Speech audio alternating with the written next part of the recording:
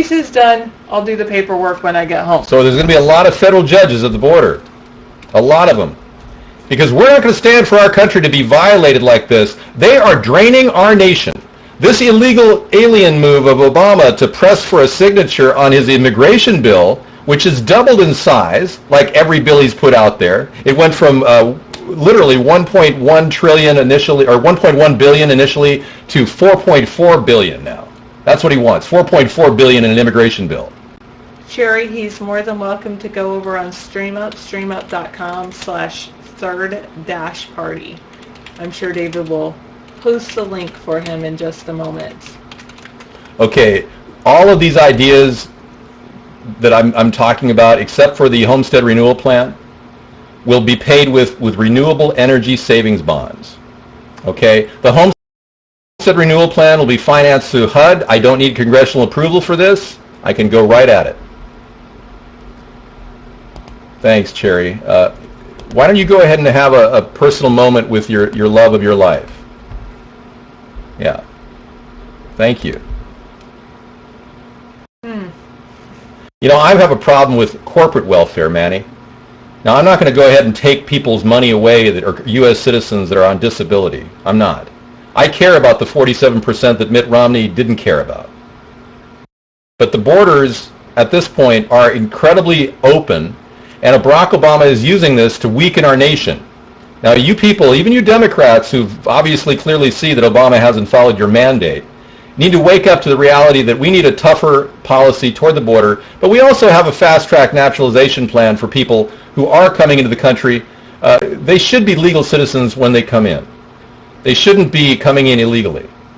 So we have a fast-track naturalization plan, which I coined that term, by the way. It's not Obama's term, it's my term. He borrowed those words in 2010. But that's a term that I coined. What we want to do is, for a $1,000 fee, anyone who qualifies, and you can find out if you qualify by sending in $39, and we'll check to see if you've got a criminal record. And we'll refund or apply that $39 toward your $1,000 fee. You will be able to get a free education in English, history, and government. The catch is you have to do it in your home country. The U.S. Embassy in your home country will be a place where people can be educated in our laws and can become a U.S. citizen in a quick way. There will no longer be a 5-year waiting period for anyone with a green card to get in. You won't be checked to see if your bank account totals $25,000 over a 3-year period. Thank you, Rodney. So it's a simple plan, but it keeps people out of the country, in their home country, while they become a U.S. citizen. It's a simple plan. Sarah is working constantly to respond to chat. Hi, Antique. Hi, Antique. It's not too good for you, Chameleon. Chameleon, this idea could be very applicable to your relative who's a refugee.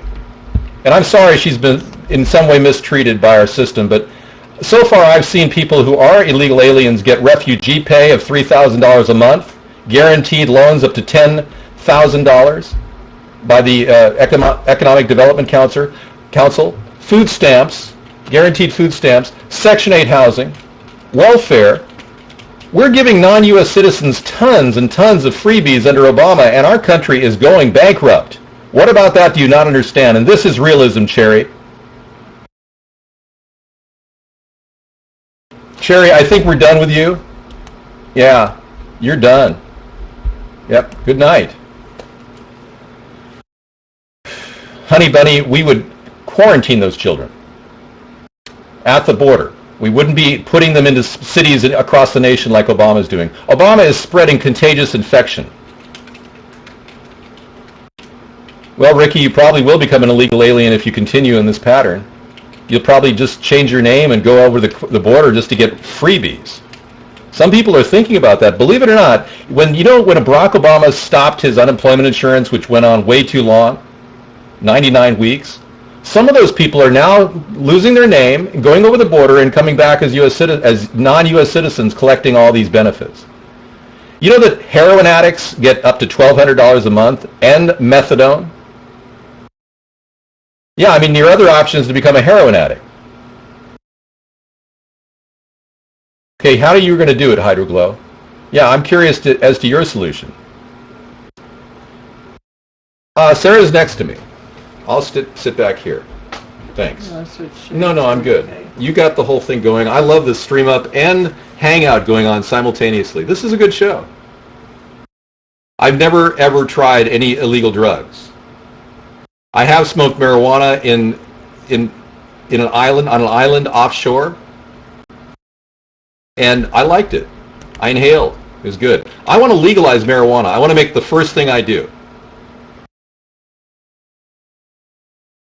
Listen, guest 7809, I came from 2 Marines that fought for this nation. Both my parents were Marines. My father nearly died in 3 tours of duty protecting this nation. And I'm giving my life to run for president, and you wouldn't trust me. Then you aren't worth defending. Yeah. Thank you, and God bless them too, Sir Quack. Well, it solves nothing. I'm against war. We have an anti-war rally every Saturday. I don't want more war, but I can proudly say that my father fought on America's side when we won the last war, which is World War II. We haven't won any other wars. You almost enrolled in the Navy, Lewis? Wow. Hi, Lewis. It counts for everything. The fact that we have a lot of people who are patriotic supporters of America, that counts for a lot of things.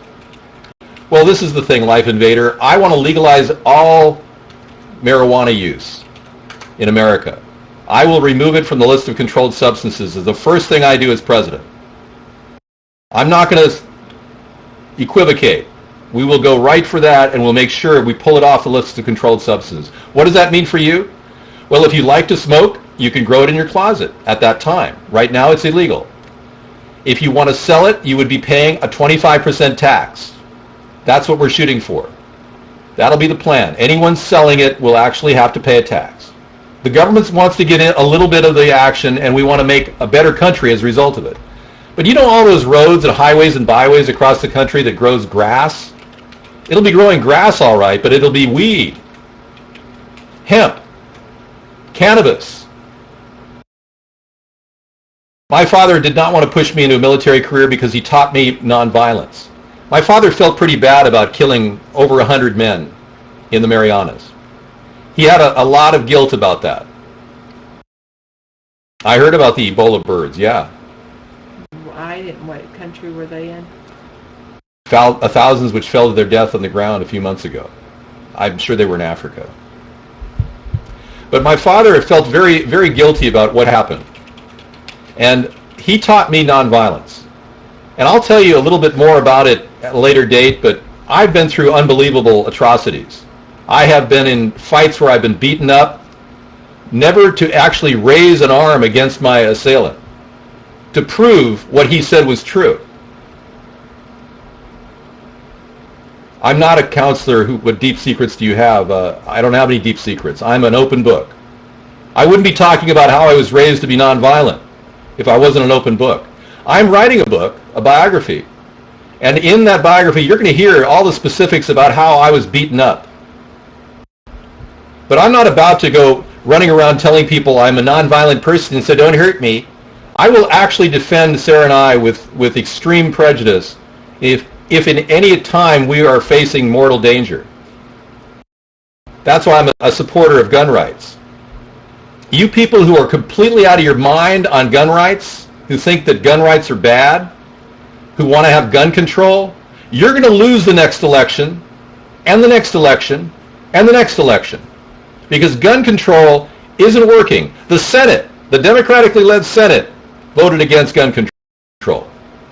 Remember the day after Sandy Hook, Dianne Feinstein arrived at everybody's desk in Congress with a full detailed plan for gun control, and the Senate shot it down? That's because most Democrats are in favor of gun rights, not gun control. Gun control actually led to the enlargement of our bullets. The DHS, Department of Homeland Security, ended up purchasing billions of bullets, forcing a vacancy of bullets in the market. And then people went out and bought more guns when you extreme liberals tried to push gun control down their throat. And I already told you a few minutes ago that in D.C. and Chicago, when they said that guns are okay, the Supreme Court ruled that guns are okay, it lowered the crime rate by 30%.